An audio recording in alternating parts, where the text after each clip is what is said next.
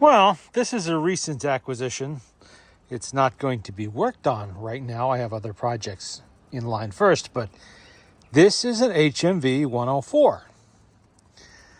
And these are definitely not common. None of the HMV machines are common in the US. They were never sold here.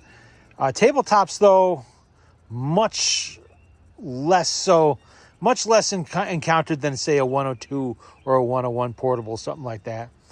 The first one I've ever seen in the wild is this one. This came up at a estate sale in New Jersey last week. A friend of mine picked it up for me. It is missing the front grill that should be there. This removable grill panel goes in there.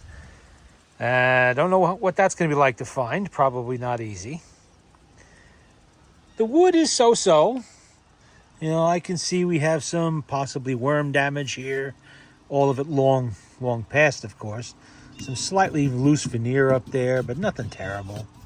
You know, the finish is a bit dull. That'll pop out a bit with the cotton cleanser treatment. I have no idea if this wrap is something that HMV did. I suspect not. I'm probably going to find some problem under there, like maybe rust. I mean, it feels solid enough, but there has to be a reason why that was put on there. I just don't know what it is yet. I'll just leave that alone for now, of course. And oh, look, we have what do we got there? Huh. We have a patent sticker. Imagine that was clipped. That was glued on at some point. It'll have to be glued on again. Not today. Let's stick that over there. It did not come. I'm assuming this would have had the 5B reproducer on it, or maybe even the 5A. I'm not sure how old this is, but I don't know what this is, but it doesn't look like it's a U.S. manufacturer. So I'm going to assume it was on the machine when it came over here, and it was sold at Murdoch's in Brighton. There you go. You don't see too many tags. Murdoch's in Brighton. Other than the grill, it is all there. The lower bottom panel is a little bit loose. That has to be nailed up, glued a little maybe. We'll find out. Much to my surprise, I found a version of the familiar, to me anyway. You know what? I'm going to spill all those needles out. And under here you will find, da-da, there you go. The Model 104. Neat place to put it. I found a version of the number 59 motor, so commonly found in portables and whatnot. So I'm very familiar with that, and I have all of the necessary, parts for this and brand new springs if it needs it, everything, and it probably does. I wonder what that was. Looks like maybe there was an inspection stamp on there at one time. And of course the oiling diagram is there. It'll need the same motor service any of the portable 101s would get. Some other 101 parts I see here. I guess so. One of the more complex earlier auto brakes.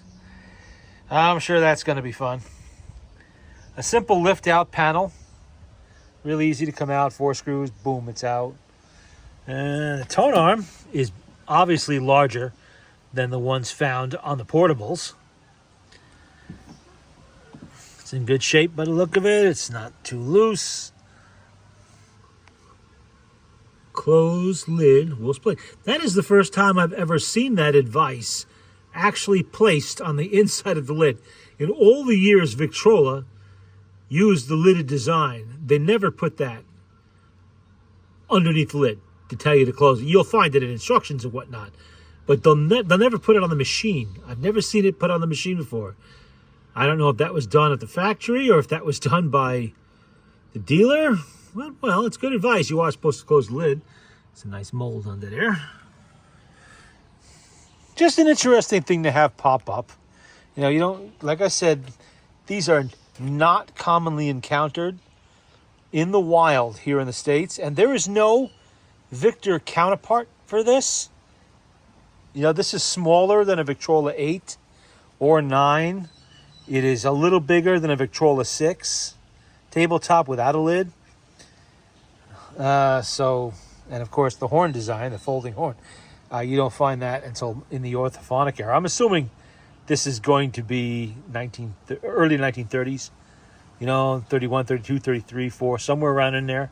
I haven't really looked up a whole lot of information on these things yet, but I will. I like what I do with the needle.